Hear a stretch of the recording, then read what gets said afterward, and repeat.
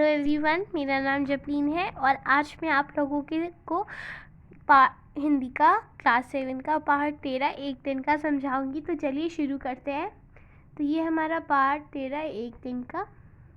तो चलिए मैं तीन इसमें पैराग्राफ है, तो एक एक करके पैराग्राफ समझाऊंगी आपको। मैं घमंडों में भरा एटा हुआ एक दिन जब था मुंडेरे पर खड़ा, अचानक दूर से उड़ता हुआ एक तिनका आँख में मेरी पड़ा। तो इसमें कवि कह रहे हैं कि वो एक दिन अपने मुंडेरे मतलब आंगन का किनारा वहाँ पे खड़े थे और घमंड में थे वो बहुत ज़्यादा। तो अचानक से एक तिनका उनकी आँख में घुस जाता है। तो आगे बढ़ते हैं। मैं झिझक उठा, हुआ बेचैन सा, लाल होकर आँख भी दुखने लगी। मूठ देने लोग कपड़े की लगे, ऐठ बेचारी दबे पाँव भागी। अब इसमें कह रहे हैं कवि कि उनकी आँख इतनी दर्द होने लग गई और वो लाल भी हो गई, उनको बहुत दर्द हो रहा था। तो आसपास के लोग मूठ देने, कपड़े की मूठ मतलब कपड़े को गोल कर सिकाई करने के लिए बनाए जाते हैं, तो उसको हम मूठ कहते हैं। तो उसकी कपड़े की मूठ देने लोग आए और ऐठ बेचारी दबे पाँव भाग गई।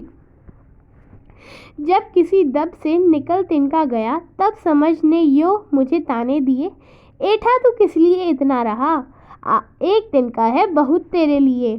इसका मतलब है जब उनकी आँख से तिनका निकलता है तब उनको ये बात समझ आती है कि मैं इतना क्यों घमंड में था, एक तिनका ही मेरे घमंड तोड़ने के लिए बहुत है। तो इस कविता के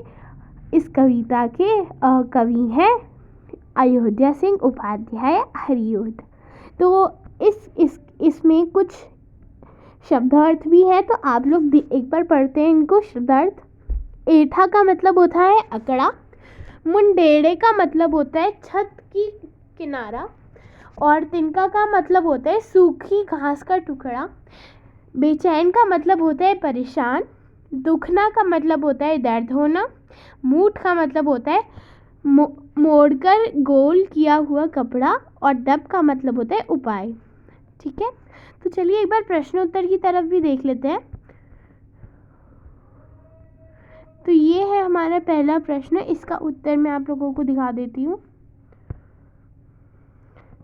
तो ये हमारे पहले प्रश्न का उत्तर है, आप लोग देख सकते हैं। पहले का है एक दिन जब मुंडेरे पर खड़ा था। दूसरा, आँख लाल होकर दुखने लगी। तीसरा, बेचारी ऐठ दबे पाँव भागी। चौथा, किसी ने दब से तिनका निकाला। तो ये हमारे दूसरे प्रश्न का उत्तर है, चलिए पढ़ लेते हैं। एक तिनका कविता में किस घटना की चर्चा की गई है जिससे घमंड नहीं करने का संदेश मिलता है?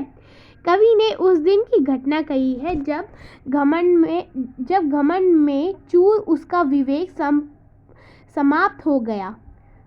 वह स्वयं की श्रेष्ठ समझता था। एक दिन उसकी आँख में एक तिनका गिर गया। तिनके के कारण उसकी आँख लाल हो गई। दर्द के मारे वह छटपटाता लगा। जब उसकी आँख से तिनका निकला तब जाकर उसे आराम मिला। इस घटना में लेखक की सारा घमंड तोड़ दिया।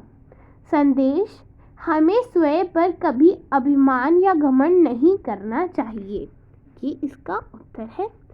चलिए अब तीसरे प्रश्न की ओर चलते हैं। आँख में तिनका पड़ने के बाद घमंडी की क्या दशा हुई? घमंडी की आँख में तिनका पड़ने पर उसकी आँख लाल होकर दुखने लगी। वह बेचैन हो गया, उसका सारा ऐठ समाप्त हो गया। चलिए चौथा प्रश्न देखते हैं।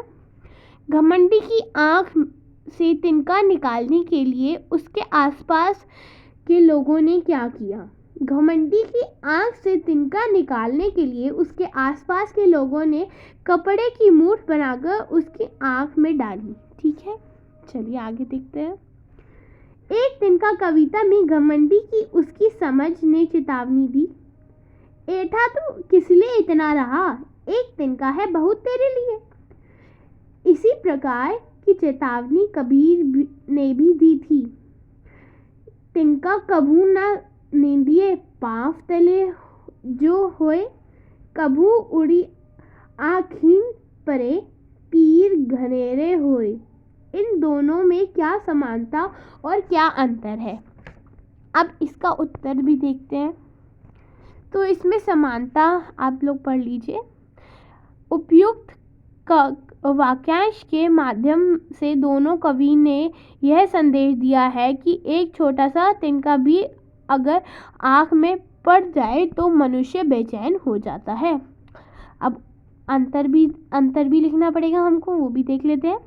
इन दोनों वाक्यांशों में अंतर है कि हरिओ जी द्वारा पंक्ति में किसी प्रकार के अहंकार से दूर रहने की चेतावनी दी गई है और कबीर जी ने छोटी वस्तु का महत्व समझाने का प्रयास किया है। तो आई होप आप लोगों को समझ आया होगा। चलिए नेक्स्ट वीडियो में मिलते हैं। Bye bye.